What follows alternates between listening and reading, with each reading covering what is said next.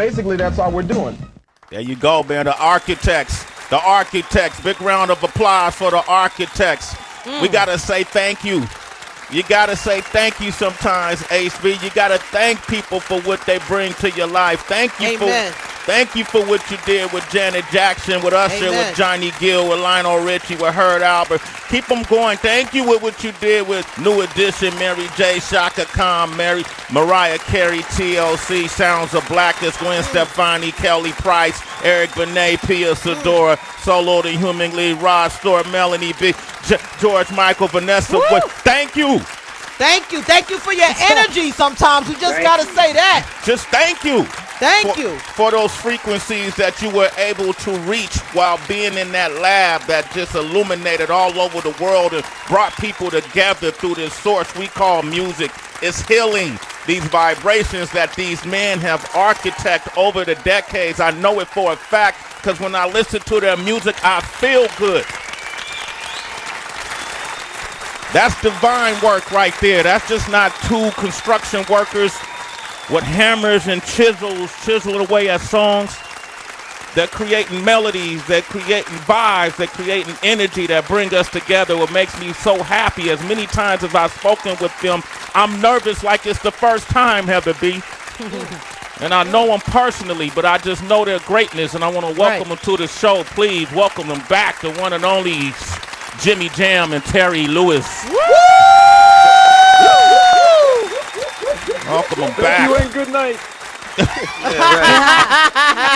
don't know if I'm supposed to walk in or not. Nothing we can do. There's nowhere to go from here now. Right. That's not true. You guys are new artists right now. What does it feel like? You got your debut album, Jimmy Jam. That's your debut album. Hey man, we want to be the. We told them. We said we want to be the. We want to be the oldest, best new artists at the Grammys if we can do that. They said we didn't qualify because we've already won Grammys, but that's okay. But anyway, we're still doing it, man. We're keeping it alive. We're having fun. You're having fun. Are you nervous, Terry? Like, you know, it's always that thing when you make the baby and you put it out in the world, you hope people receive it. Do you get beyond that point because of all the accolades, or do you still lay up at night wondering how people going to receive it? Brother, we never did it for accolades, man. We do it because we love it. So, I mean, certainly you get a little nervous when you're releasing something because we make music that we like and we hope everybody else agrees. And, you know, we just hope everybody agrees. But still, we're just going to continue making music. Can't let it get your head all crazy, man. You got to go do what you do. Okay. Jimmy Jam, Terry Lewis, they got to get used to being interviewed. That's a new group. Let's see what they got to get used. Hey, man, y'all ever have a fight and almost break up as a crew? No, man, not even close, man. I'll tell you what happened with us was one thing what we did was at the very beginning, at least of our business relationship, because we were friends before for a long time, but our business relationship, we basically shook hands. And we said 50-50. And so that eliminated creatively all the things you would ever argue about. Like, you know, it's my lyric. Well, it's my melody. Well, it's my music. But it's my what, you know. You take all of that out of the conversation. So that's the first thing we did foundationally. But the other piece of it is we never have arguments. And we've never had an argument because we always look at arguments as something you're trying to win. Right. So let's say we have an argument and I win the argument. That means Terry loses the argument. And why would I ever want to see my friend lose anything, particularly at my hands? Right. So we take the word arguing out of it, but we do have disagreements. But a disagreement is something you're trying to solve as opposed to an argument which you're trying to win. So to me, the ultimate win is when you solve whatever the issue is, you solve it, and now everybody wins. And so that's the way we always look at it. So we never argue. We never have had an argument ever. Have you ever had, because I would imagine, and I'm going to interject this because you know my partner, King Tech.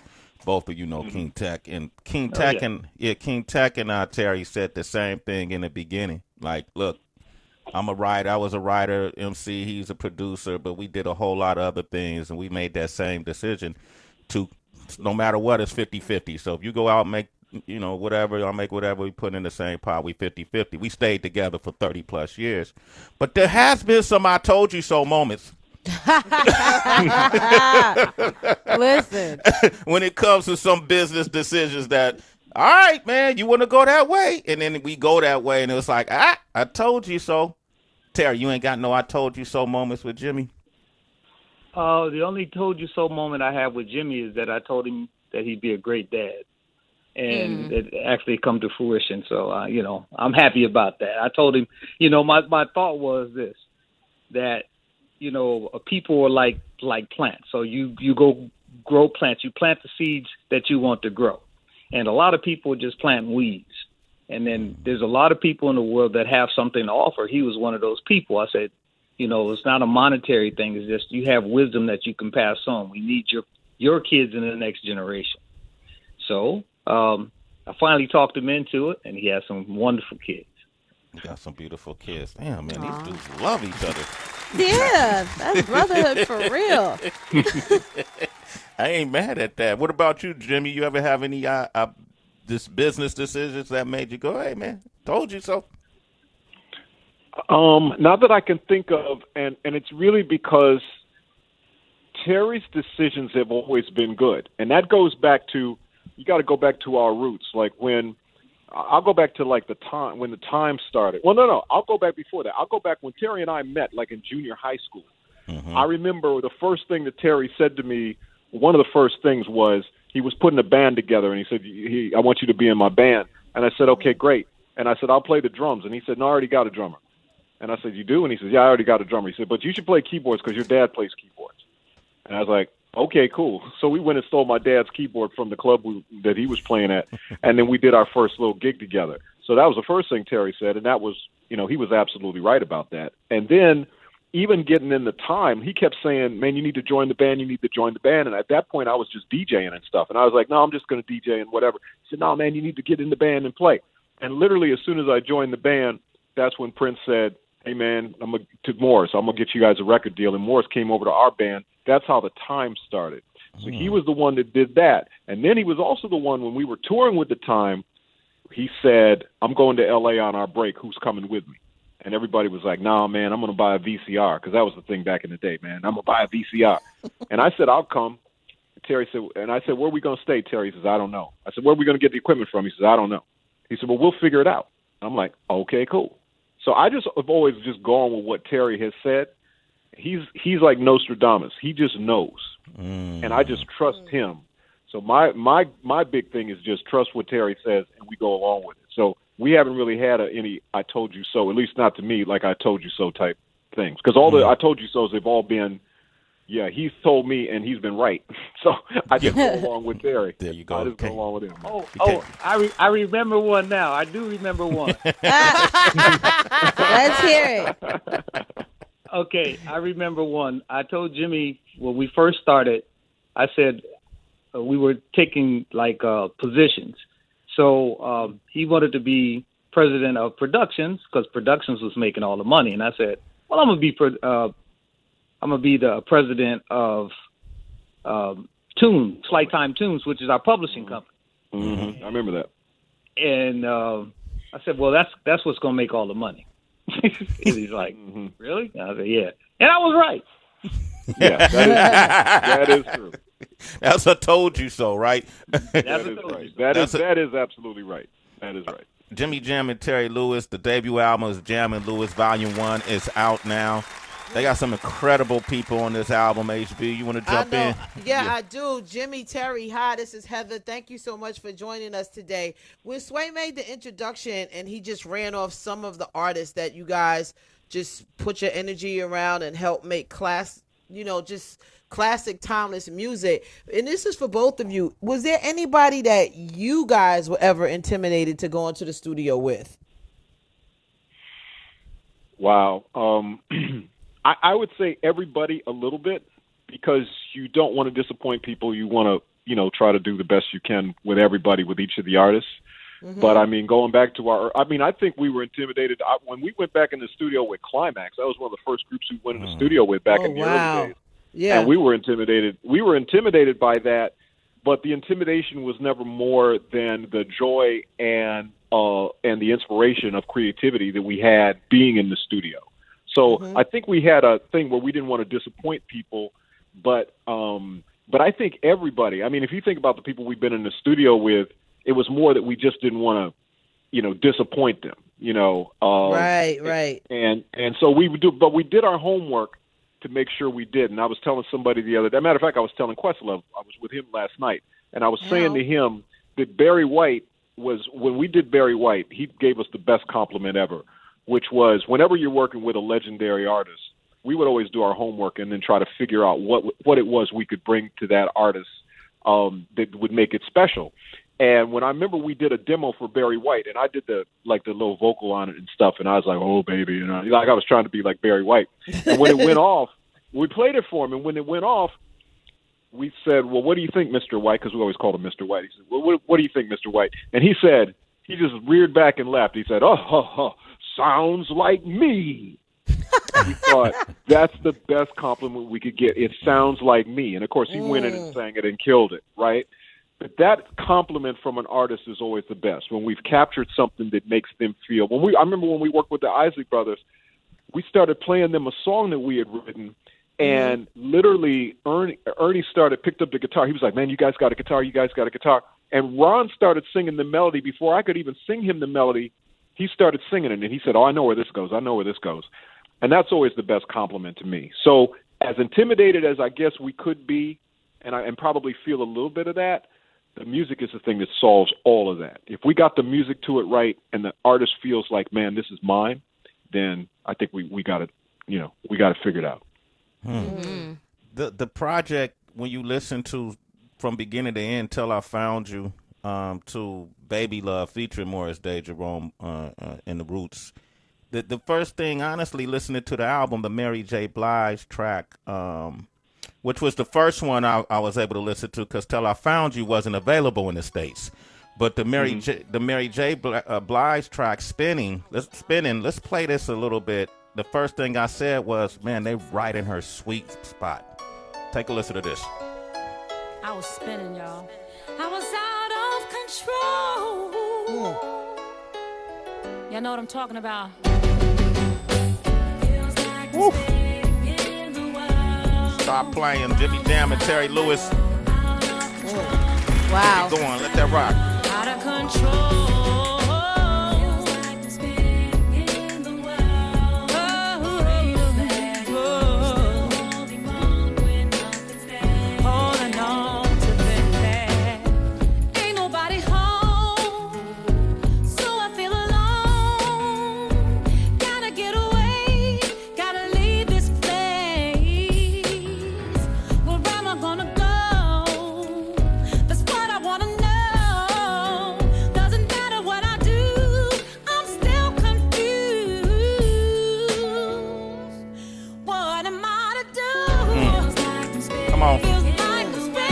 Jam, Terry Lewis. I'm giving you a touch of his Spinning featuring Mary J. Blige. That's off the JamandlewisVolumeOne Volume 1. Y'all better stop playing.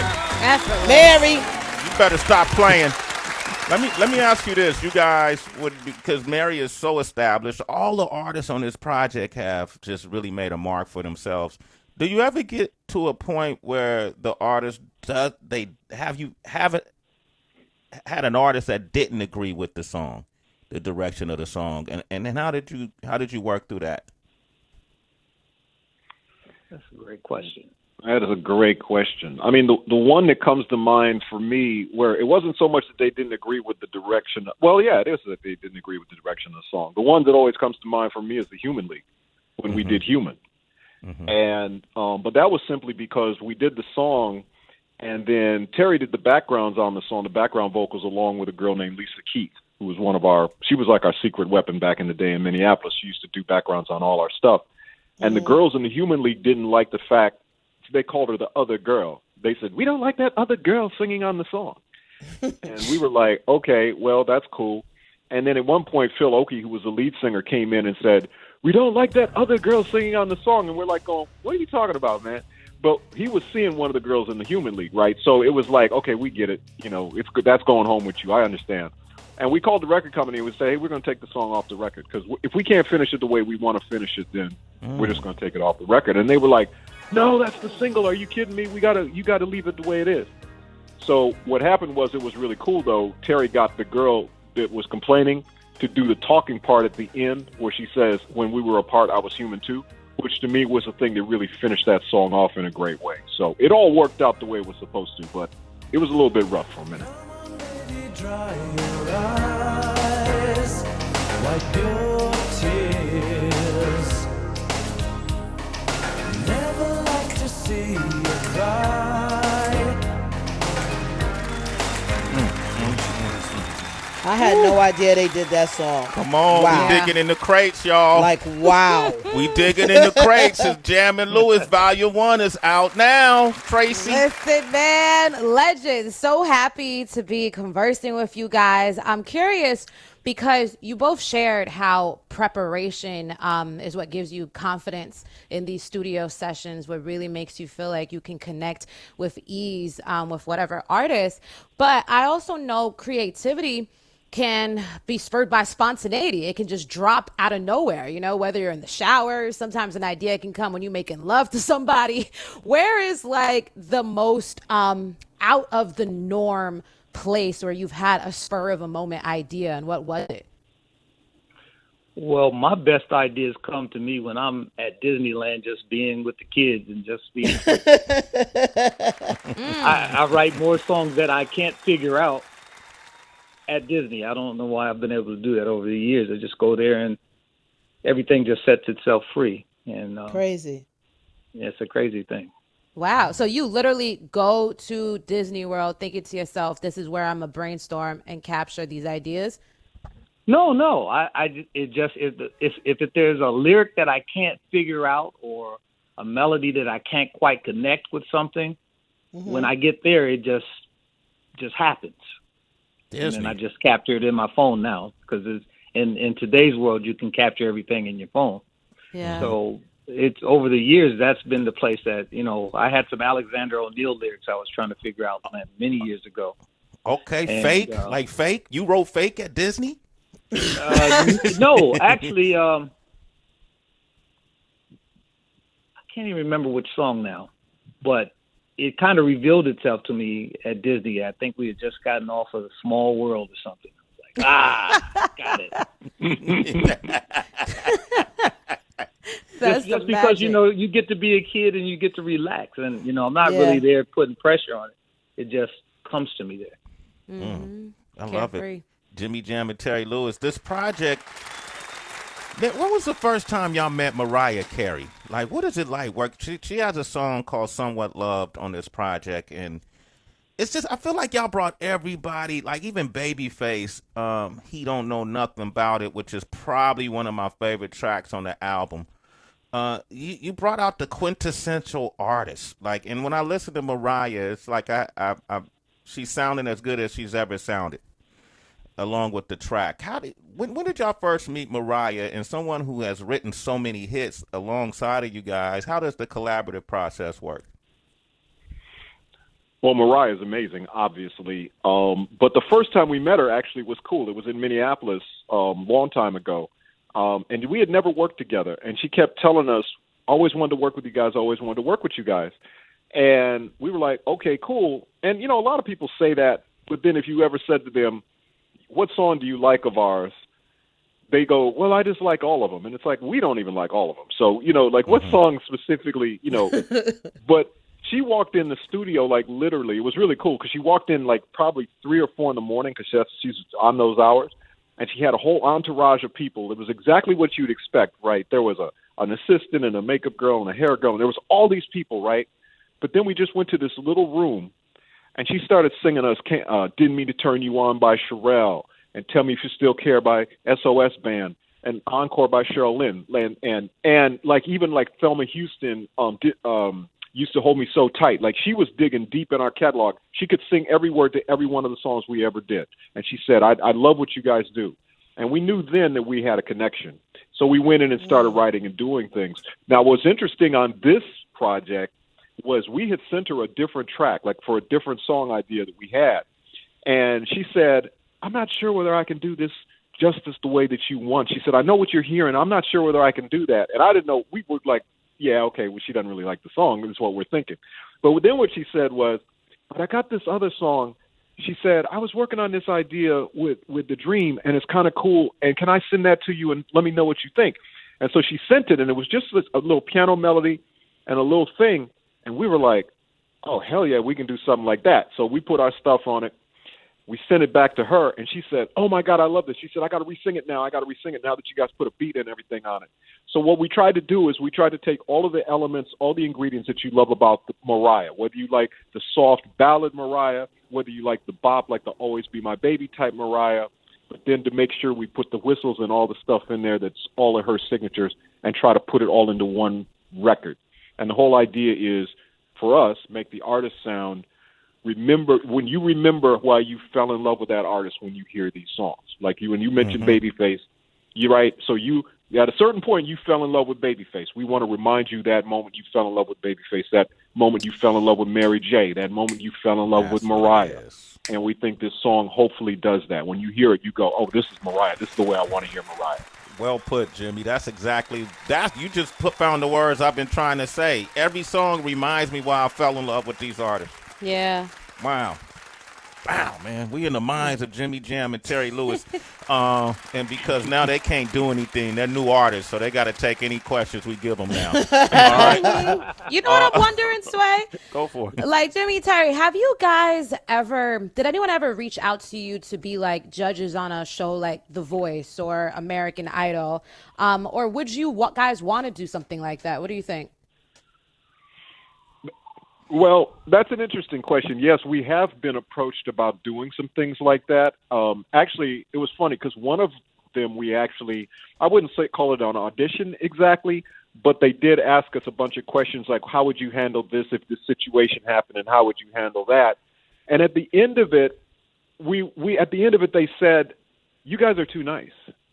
Like they wanted us to like cut people down, and they wanted it to become like a competitive thing and an argument. And we weren't interested in that. We were like, if we can be in a situation to help somebody find what it is, then that's what it is. But we're not trying to put people down and trying to be like that. They literally told us we were too nice. And we were like, okay, cool. Then we're good. We don't need to do it. Wow. They got punished for being nice. Wow. Rich Nice. Speaking of nice, Rich Nice, are you there? I am here. That's Rich Nice, Jimmy Jam, Terry Lewis. You met him before, but just to let you know, some of the people he's worked with is, J-Lo, Will Smith. As a producer, Ludacris, 50 Cent, Nas, Jay-Z. Yes, it goes on and on and on. I just want to let you know. Name a few. Yeah, you're in good company. Hold on. I love it. You cannot run my credits to these guys, man. My credits mean nothing to their credits. Okay. Hold up. Let me give you one. Y'all worked on Deborah Cox together, Jimmy Jam and Terry Lewis. The one and only Rich Nice. There you go. Okay, there we go. The Promise album, my executive producer, you guys did a wonderful job. Did You Ever Love Me? I went out to the studio in California. Mr. Jam wasn't there, but Mr. Lewis was there. And, I guess I got to talk a little bit of receipt time. One night we were in the House of Blues. We had a 3-hour conversation. It was myself, Terry Lewis, Sway, and Prince, and we were in the confessional, and we were talking about the importance of an artist to have creative freedom away from label interference. And I'd like you guys to tell the citizens, how important is it to have creative freedom and integrity away from a label without their interference? Well, you know what? I wasn't there that night when that conversation took place.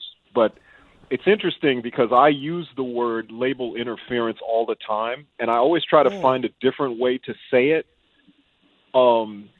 Because I don't think that all labels necessarily, or all people at labels, are trying to interfere with what you're doing. But I will say that I'm happy that Terry and I are at a point of our careers, I guess, as new artists, that we don't really have anything to prove at this point, but we do still have a lot to say. And so we're able to say it in the way we want to make it, and we were able to make this album without label interference because we just made the records we wanted to do, and when it was done, then we looked for the right partner to partner up with, which BMG ended up being our partner. So that worked out good. But I do think not every artist is maybe in the position that we're in to do it. But I do think that, it's called the music business, right? Which means the music comes first. So to me, let the people that are making the music make the music that's true to them and who they are, and then do the business. Because without the music, there is no music business. It's not the business music, right? So I think that's important, and I think the creative freedom. And listen, we grew up with Prince, so we know all about the idea of and did it in Minneapolis. So we came from a place where nobody was really checking for music. We were making music that in the beginning people weren't really necessarily feeling exactly. But that's the way we grew up. But we were given our freedom to do it. Prince was he was a renegade about that. Like to do his albums the way he wanted to do them, to change his name, to own his masters, to use the internet initially to put his products out. Like he always was a game changer, and we got a chance to follow that and be part of that. So I'm in total agreement. I wasn't part of that particular conversation, but those are the things we hold near and dear. And we always feel we're always on the side of the artist. We always want the artist to win, because without them, the music doesn't get made, so it's important. Yeah. And a simple summation, creatively, you should always be free to do what you feel. I guess if there's a win-lose draw situation, you would rather lose doing it the way you would like to do it than to do it the way someone else wanted you to do it and then lose. That's kind of crazy. So creatively, you have to be yourself. You have to stay within your own creative abilities and mind, and create something that you feel is intrinsically yours. So I just think that's just part of it. That's why I say, never read your own press, because people get in your head, man. Mm-hmm. Hey, man, that's Terry Lewis right there. Jimmy Jam. Jam and Lewis Volume 1 is out now. I know you guys got to go, but I got to take a couple of calls from the listeners. I promised them they could talk to icons today. Yes. All right. Spence and all listeners, quick questions. They'll give you quick answers. Spence in Tennessee, Grand Rising. Spence. Hey, Spence. Good morning, guys. Hey, thank you, guys. Dream come true to talk to my favorite producers of all time. Jimmy Jam, Terry Lewis, you guys have a ton of great hits out there, but I'm more interested in songs that you feel like should have gotten shine. My personal favorite song that didn't get enough shine is Making Love in the Rain by Alicia Keys and Janet Jackson, or Lonely off of the Rhythm Nation album. What song in you guys' mind is one that should have gotten a ton more shine and you felt like was just an amazing record that people may not know about? Ooh. Well, the song, I'll tell you, the first song that always comes to my mind when people say that is a song we did with Gladys Knight called Home Alone. That's the one I was going to say. Oh, is that right, T? I mean, I was that one say is that, one, yeah. And yeah, whenever I think about a song that's like that, and it's interesting because Making Love in the Rain, which you mentioned, actually has now got a second chance at shine simply because of Her record, the Damage record, which recently was number one that we got to share in because it basically interpolates, Making Love in the Rain. So that song definitely got shine. And Lonely on Janet's record, yeah, that's definitely one of our favorites too. And that was a big Jim Wright, who passed away, unfortunately, from Sounds of Blackness. That was always his favorite song. He'd always sit in the piano and play that song for us. So that was a good one, man. But there's a lot of them, man, that are just kind of hidden. But, the fact that people will dig into the albums and find those songs, they will have a life, for people, and that's always a good thing.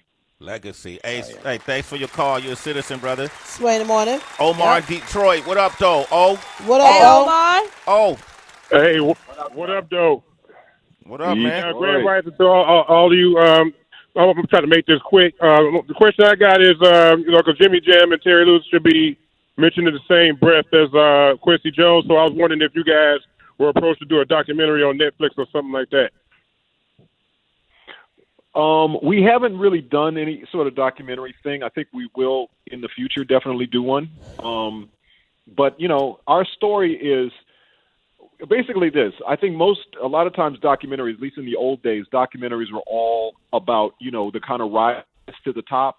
From nothing, there was a rise to the top, and then you came tumbling down with drugs and a bunch of crazy stuff. And it was very sensational, but that wasn't really our story. Our story was really what we set out to do in the very beginning. We always said warm for a long time. That's always what we set out to do. So our decision-making process and the acts that we worked with and the projects we did was warm for a long time. So 40 years later, we're still here and we're still warm. but that's maybe not always the best way to approach like a documentary or some sort of show type of thing. I think that's changing a little bit now, and I think we have, we probably have an interesting story to people, but our story is really about. We will have known each other, me and Terry, for 50 years. I think coming into the next year. Oh my God! So that's our story. It's about being together, and So I think if there's a way to document that and do that in some way, we would enjoy the opportunity to do that. Absolutely. Hey, Omar, thanks for that question. Great question. Love Detroit. Love Detroit. Yeah, love to the D. Absolutely. It's that relationship and its longevity, too, fellas. Like, to go through the decades in this business, it's a volatile business. The sound changes every so often. The slang changes. Everything it changes, and you guys have been able to survive through the change and consistently reinvent yourselves and create projects with other folks, collaborative efforts that have made me excited to talk to you, man. Like last night, I was excited that, oh, shit, Jimmy and Terry on tomorrow. You know what I mean? I still get excited. I want to commend you, too. Torey is a good friend of ours, a colleague over here at Sirius XM, and he's a part of the Recording Academy's Black Music Collective. So round of applause for the Black Music Collective and what that stands for. Jimmy, can you talk about that, the Black Music Collective at all? Yeah, it's basically, listen, the idea started a while back, and, it's interesting now. I was the first African-American chairman of the Recording Academy. We now have the first African-American president of the Recording Academy, Harvey Mason Jr. And Harvey Mason Jr. actually talks about many times seeing me as chairman was the thing that made him want to get involved with the organization, because he felt like seeing us up there in that kind of position, it was important for people to see us like that, to be inclusive. And all music is black music at the end of the day. So to have a part of the Recording Academy recognize that and be active in promoting it and making sure that it gets its just due, to me, is so important.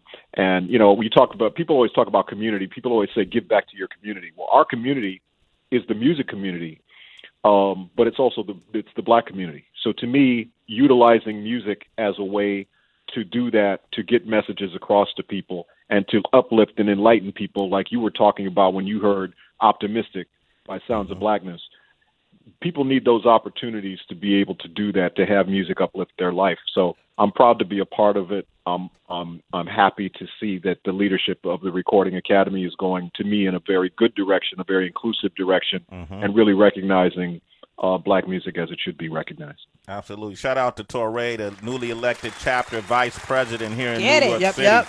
Salute. They got Torey to put a suit jacket on. He wore a blazer. Terry, I ain't never saw him in a blazer tee. So they got him. The beard is nice. Everything looks good. Hey, gentlemen, unfortunately our building isn't open yet, but of course we want to see you guys in person, and then maybe, down the line, I don't know, are you guys planning on touring the album? Are you going to get Usher to come out on tour with you? We'd love to do that. I mean, that's when we set out to do the record, man, that was the thing we said.